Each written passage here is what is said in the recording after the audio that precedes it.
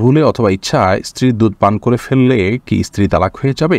সালাতের সময় হয়ে গেলে আজান শুরুর আগেই কি নামাজ আদায় করা যাবে? ভাত খাওয়ার সময় কি বাম হাতে গ্লাস ধরে পানি খাওয়া যাবে? নামাজের মধ্যে এক সূরা যদি 2 বার পড়ি তাহলে কি আমার নামাজ হবে? জুমার নামাজ পড়া সম্ভব না হলে কি আমি যোহরের নামাজ পড়তে পারবো? সবসময় কি মাথায় কাপড় দিতে হবে? নামাজরত অবস্থায় সিজদা যাওয়ার আগ মুহূর্তে সিজদার স্থানে ধুলা বালি ফু দিয়ে পরিষ্কার করা যাবে কি না? ওযু করার সময় আজান উত্তর দেওয়া যায় কি? বিবাহের সময় ছেলেরা কি হাতে মেহেদি আঙ্গুলে স্বর্ণ দিতে পারবে? গর্ভাবস্থায় সহবাস করা সম্পর্কে ইসলামে কোনো বিধিনিষেধ আছে কি না? কোনো ঘরে প্রাণীর ছবি থাকলে নামাজ হয় না, বিকল্প ব্যবস্থা না থাকলে কি করবো? বাচ্চা হওয়ার আগেই তার নাম ঠিক করে রাখা যাবে কিনা? আমি মানত করেছিলাম সুস্থ হলে 500 টাকা দান করব, কিন্তু মনে নেই এতিমকে না মাদ্রাসা, এখন কি করব? কাফনের কাপড় নাকি দরদাম করে কেনা যায় না, কথাটা কতটা শরীয়তসম্মত?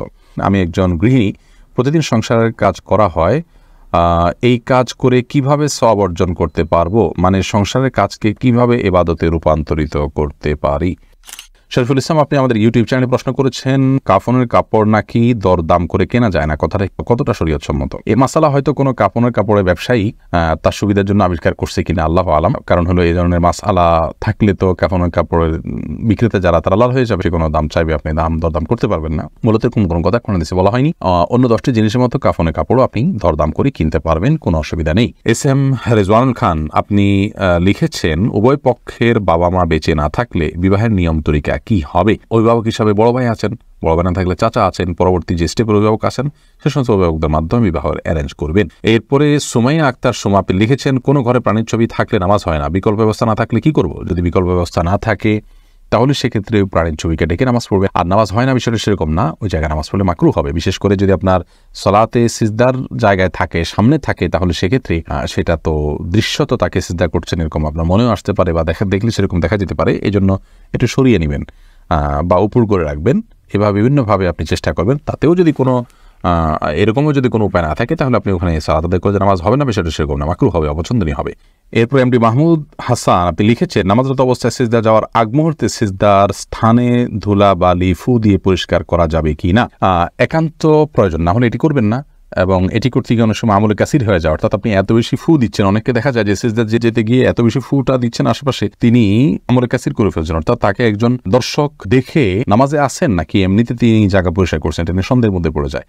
এত বেশি যদি তার নামাজের অবস্থা থেকে হাইয়াত থেকে তিনি সরে যান তাহলে সেক্ষেত্রে তার নামাজ কিন্তু বিশুদ্ধ হবে না এবং নামাজ নষ্ট হয়ে যাবে। আর যদি এত বেশি তিনি নড়াচড়া না করেন এবং খুব আলতোভাবে ফু দিয়ে জায়গা পরিবর্তন করেন, পরিষ্কার করেন, তাহলে সেটা জায়েজ হবে।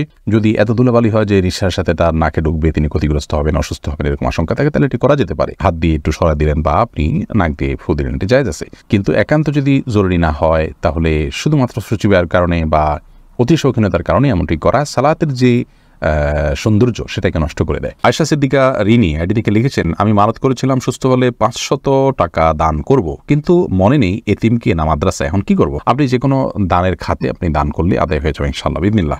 সিরাজুল ইসলাম আইডি থেকে আপনি লিখেছেন বাচ্চা হওয়ার আগেই তার নাম ঠিক করে রাখা যাবে কিনা? যাবে, কোনো অসুবিধা নেই। বাচ্চা হওয়ার আগে থেকে ছেলে হোক মেয়ে হোক, ছেলে হওয়ার সমাবেশে হিসেবে ছেলের নাম অথবা ছেলে মেয়ে দুইটা রেখে দিলেন, আগে থেকে ঠিক করে রাখলেন, কোনো অসুবিধা নেই। হাই ব্যাকাত, আপনি ইউটিউব থেকে লিখেছেন আমি একজন গৃহিণী, প্রতিদিন সংসারের অনেক কাজ করা হয়, এই কাজ করে কিভাবে সওয়াব অর্জন করতে পারবো? মানে সংসারের কাজকে কিভাবে ইবাদতে রূপান্তরিত করতে পারি?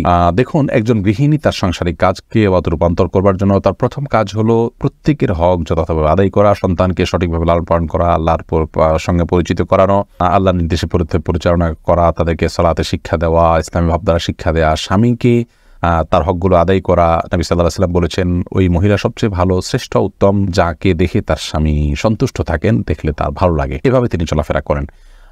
অনেক হাদিসে আসছে নবী সাল্লাল্লাহু আলাইহি ওয়াসাল্লাম বলেছেন ইযা সাল্লাতিল মারআতু খামসাহা ওয়া সামাত শাহরাহা ওয়া আতাআত বা'লাহা ওয়া হাফিজাত ফারজাহা, যে মহিলা 5 ওয়াক্ত সালাত আদায় করেন এবং সিয়াম পালন করেন, তার স্বামীর আনুগত্য করেন, লজ্জাস্থান হেফাজত করেন, সে জান্নাতের যে কোনো দরজা দিয়ে প্রবেশ করতে পারবে। তো এই কাজগুলো করার পাশাপাশি আপনি আপনার যখন গৃহস্থলী কাজ করবেন তখন আপনি আল্লাহর জিকির করলেন, সব কাজ বিসমিল্লাহ বলে করলেন এবং নিজের আমলগুলো সব ঠিকঠাক রাখলেন। অহেতুক অনর্থক কাজ, মোবাইল ইত্যাদি, টেলিভিশন ইত্যাদিতে অহেতুক প্রোগ্রাম ইত্যাদি দেখা বা হারাম জিনিস দেখা থেকে আপনি নিজেকে বিরত রাখলেন, যথাসময় পর্দার মধ্যে থাকলেন, নিজের পবিত্রতা নিজে রক্ষা করার চেষ্টা করেন, ইনশাআল্লাহ বিদিনিল্লাহ এর মাধ্যমে আপনি গৃহিণী হয়েও আল্লাহ তাআলার প্রিয় পাত্র হতে পারেন এবং আপনার গৃহস্থলী কাজগুলোকে ইবাদতে আপনি পরিণত করতে পারবেন। মোহাম্মদ নাহিদুল ইসলাম আপনি লিখেছেন ওযু করার সময় আজান উত্তর দেওয়া যায় কি?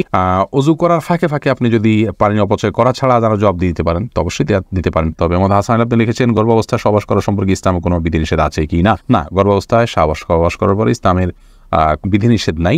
তবে আপনি এই অবস্থায় সবাস করলে যদি বা গর্ভস্থ সন্তানের ক্ষতি হয় বা স্ত্রীর কষ্ট হয় বা ক্ষতি হয়, তাহলে সেক্ষেত্রে সেটি করা উচিত হবে না। শিশির ভেজা ঘাস এই আইডি থেকে আপনি লিখেছেন, সবসময় কি মাথায় কাপড় দিতে হবে? না, সবসময় মাথায় কাপড় দিতে হবে বোন, এমনটি মোটেও আবশ্যক নয়। আপনি পরপুরুষের সামনে গেলে বা সে আপনাকে দেখে ফেলতে পারে এরকম হলে সেক্ষেত্রে মাথায় কাপড় না, শুধুমাত্র আপনি আপনার সৌন্দর্য ঢাকবেন, মাথার কাপড়কে আরও টেনে দিয়ে আপনার সৌন্দর্য এবং রূপ লাবণ্য এগুলোকে ঢেকে তার সামনে যাবেন। এর বাইরে আপনি আপনার বাসায় আপনার বাবা, ভাই, বোন বা মহিলারা, তারপর আপনার ছেলে, মাহরাম যারা আছেন তাদের সামনে আপনাকে মাথা সবসময় ঢেকে রাখতে হবে কাপড় দিয়ে, এমনটা আবশ্যক নয়। তবে হ্যাঁ, আপনি ফিতনার এই যুগে নিজেকে যথাসম্ভব সেফে রাখার জন্য আপনি অন্য পুরুষদের সামনে, অর্থাৎ বাসার মাহরম পুরুষদের সামনে, যদি শ্বশুর আছেন, আপনার বড় ভাই আছেন, বড় সন্তান, ছেলে সন্তান আছেন, তাদের সামনে মাথায় কাপড় টাপড় দিয়ে থাকতে পারলে ভালো। কিন্তু মাথায় কাপড় দিয়ে রাখতে হবে সব সময়, এটা পর্দার নির্দেশ এরকমটি কিন্তু নয়, নিজের পরিবারের সদস্যদের সামনে অর্থাৎ মাহরামদের সামনে। জয়নাল মুন্সি আপনি লিখেছেন, বিবাহের সময় ছেলেরা কি হাতে মেহেদি, আঙ্গুলে স্বর্ণ দিতে পারবে? মেহেদি এটা নারীদের ভূষণ, নারীরা দিবে, বিশেষ করে হাতে পায়ে, চুলে বা দাড়িতে ছেলেরা দিতে পারে। নবী রাসূলুল্লাহ সাল্লাল্লাহু আলাইহি ওয়াসাল্লাম এক নারীর হাত দিয়ে কিছু দিচ্ছিলেন, তো তার হাতে মেহেদি ছিল না। নবী রাসূলুল্লাহ সাল্লাল্লাহু আলাইহি ওয়াসাল্লাম বলেছেন যে এটা কি পুরুষের না মহিলার হাত? বলা হলো মহিলার হাত। তখন তিনি বললেন যে মহিলার হাত কেমন, যে মেহেদি নেই? তার মানে মহিলারা মেহেদি পড়তেন, তখন তাদের আদা ছিল এটি, কিন্তু পুরুষ সেটি করবে না, অর্থাৎ নারীর সাথে পুরুষ সাদৃশ্য গ্রহণ করা নিষেধ। আর তাছাড়া সাজগোজ এটি মূলত নারীদের জন্য, সাজগোজ বলতে এই জাতীয় অতিরিক্ত যে সাজগোজ আছে সেটি, আর পুরুষও পরিপাটি হয়ে থাকবেন সেটি তো অবশ্যই ভালো। সাদাত হোসেন আপনি লিখেছেন, জুমার নামাজ পড়া সম্ভব না হলে কি আমি জোহরের নামাজ পড়তে পারবো? জুমার নামাজ পড়া সম্ভব না হলে, মিস হয়ে গেলে তো অবশ্যই জোহর নামাজ পড়বেন। মোহাম্মদ হাসান আলী, কিন্তু কেন মিস হলো? অবহেলার কারণে মিস হলো, সেটি গুনাহের কথা সামনে থেকে সাবধান হতে হবে। মোহাম্মদ রহমান আপনি লিখেছেন, ভাত খাওয়ার সময় কি বাম হাতে গ্লাস ধরে পানি খাওয়া যাবে? যাবে, বিশেষ করে বাম হাতে পানি নিয়ে ডান হাতে ঠেক দিয়ে অনেকে খান, অর্থাৎ দুই হাত দিয়েই খেলেন আর কি, এটা জায়েজ আছে, কিন্তু উত্তম হলো আপনি সরাসরি ডান হাত দিয়ে পান করা। কারণ নবী করিম সাল্লাল্লাহু আলাইহি ওয়াসাল্লাম এক কৃতদাসকে বাম হাতে খেতে দেখে বলেছেন, কুল বিয়ামিনিক, তুমি তোমার ডান হাতে খাও, অকুল বিমায়ালিক, এবং তোমার সামনে থেকে খাও। তো বাম হাতে পান করা এটা সুন্নাহর খেলাফ একটি কাজ, এটি করা উচিত নয়। ডান হাতে যথাসম্ভব পান করা উচিত, কিন্তু ডান হাতে আমাদের খাবার লেগে থাকে, বিশেষ করে আমরা যারা এই সাবকন্টিনেন্টে থাকি, আমাদের খাবারগুলো এরকম যে ভাত তরকারি ঝোল টোল দিয়ে খেতে গেলে আমাদের হাত মেখে যায়, গ্লাসটা ধরলে নষ্ট হয়ে যায়, সেখানে আমরা আঙ্গুল চেটে খেয়ে তারপরে ধরতে পারি, সেটা আমাদের জন্য অধিকতর সুন্নাহর নিকটবর্তী এবং ভালো। কিন্তু যদি কেউ বাম হাতে খেয়ে ডান হাত দিয়ে ঠেক দেন, তাহলে সেটাকেও আপনি আপনার ভুল বলবেন বা গুনাহ হয়েছে এরকম বলার কোনো সুযোগ নেই, সেটাও করা যেতে পারে। অনেক ওলামা একরাম সেই পরামর্শ দিয়ে থাকেন। মাহদি হাসান আপনি লিখেছেন, নামাজের মধ্যে এক সূরা যদি দুইবার পড়ি তাহলে কি আমার নামাজ হবে? কোনো অসুবিধা, নামাজ হয়ে যাবে। এক সূরা যে একাধিকবার পড়তে হবে, এক সূরা যে একবার বেশি পড়া যাবে না, এমন কোনো বাধ্যবাধকতা নেই। আমরা সূরা তারাবির সালাতে যে পড়ি, এক রাকাতে তো অনেক সূরাও পড়ি, তাই না? কোনো অসুবিধা নেই। জান্নাতুল ইমিন আপনি লিখেছেন, সালাতের সময় হয়ে গেলে আজান শুরুর আগেই কি নামাজ আদায় করা যাবে? সালাতের সময় হয়ে গেলে আজান শুরুর আগে আপনি সালাত আদায় করতে পারেন, কোনো অসুবিধা নেই। সালাতের সময় হওয়াটা হলো মূল। ইন্না সালাতা কানাত আলাল মুমিনিনা কিতাবাম মাওকুতা, সালাত নির্দিষ্ট সময় আদায় করাটাকে ফরজ করা হয়েছে। আজান হলে তারপরে জামাত হবে, আজান হলো ডাকার জন্য, কিন্তু তার আগেই মা বোনরা তার জায়গায়, পুরুষরাও তার জায়গায় সালাত আদায় করতে পারবেন, কোনো অসুবিধা নেই। আরমান হুসাইন আপনি ইউটিউব চ্যানেল থেকে প্রশ্ন করেছেন, ভুলে অথবা ইচ্ছায় স্ত্রীর দুধ পান করে ফেললে কি স্ত্রী তালাক হয়ে যাবে? দেখুন, ভুলে বা ইচ্ছাকৃতভাবে যদি কোনো স্বামী তার স্ত্রীর দুধ পান করে ফেলে, তাহলে তার কারণে তাদের বৈবাহিক সম্পর্ক নষ্ট হবে না, এটি বিশুদ্ধতর মত এবং এটি জমহুর উলামা ইকরামের মত। কেউ কেউ এর ব্যতিক্রম বলেছেন, কিন্তু সেটি আসলে গ্রহণযোগ্য নয়। অতএব স্বামী যদি স্ত্রীর স্তনে মুখ দিয়ে দুধ পান করে ফেলেন ভুলে, তাহলে তার কারণে সম্পর্ক, তাদের স্বামী স্ত্রীর সম্পর্ক নষ্ট হবে না। নবী করিম সাল্লাল্লাহু আলাইহি ওয়াসাল্লাম বলেছেন, ফাইন্নামার রাদাআতু মিনাল মাজাআহ, অন্য হাদিসে আসছে লা রাদাআ ইল্লা লা রাদাআ ইল্লা ফি সানাতাইন, আও কামা ক্বালা আলাইহিস সালাতু ওয়াস সালাম। 2 বছর বাইরে গেলে যদি দুধ পান করানো হয়, সে দুধ পান করানোর ভিত্তিতে হারাম হওয়ার সম্পর্ক সাব্যস্ত হবে না। এবং এ বিষয়ে দুরুল মুখতারের মধ্যেও স্পষ্ট ফতোয়া রয়েছে। এবং প্রয়োজন ছাড়া আপনার একজন মানুষ অহেতুক কর্মকাণ্ড থেকে যথাসম্ভব, বিশেষ করে যেখানে নানা রকমের রিস্ক আছে, নানা রকমের আপনার সুবিধা অসুবিধার দিক সেখানে চলে আসতে পারে, এ ধরনের বিষয়ে মানুষ যথেষ্ট সাবধান এবং সচেতন হতে হবে।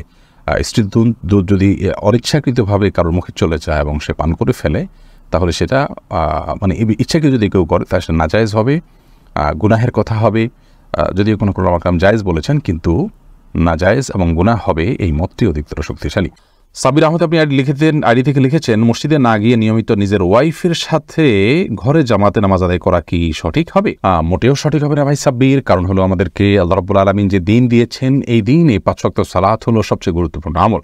আর এই 5 ওয়াক্ত সালাত পুরুষদের জন্য মসজিদে গিয়ে সালাত আদায় করার নির্দেশনা আমাদেরকে দেওয়া হয়েছে। নবী সাল্লাল্লাহু আলাইহি সাল্লাম বলেছেন, 3 ব্যক্তি যাদের ব্যাপারে আল্লাহ রাব্বুল আলামিন নিজে জাবির এবং জিম্মাদার হয়ে যান, তাদের মধ্যে এক ব্যক্তি হলেন ওই ব্যক্তি যে মসজিদে যাতায়াত করে সালাত আদায় করার জন্য।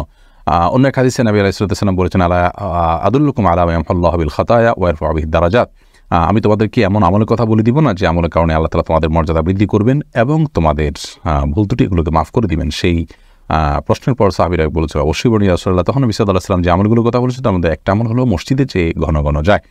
তো মসজিদে যাওয়া, মসজিদে গিয়ে সালাত আদায় করার জন্য নির্দেশ আমাদেরকে দেওয়া হয়েছে। আর জামাতের আয়োজনটা মসজিদে হবে পুরুষদের জন্য, এতেই জামাতের যে উদ্দেশ্য সেটা সাধিত হবে।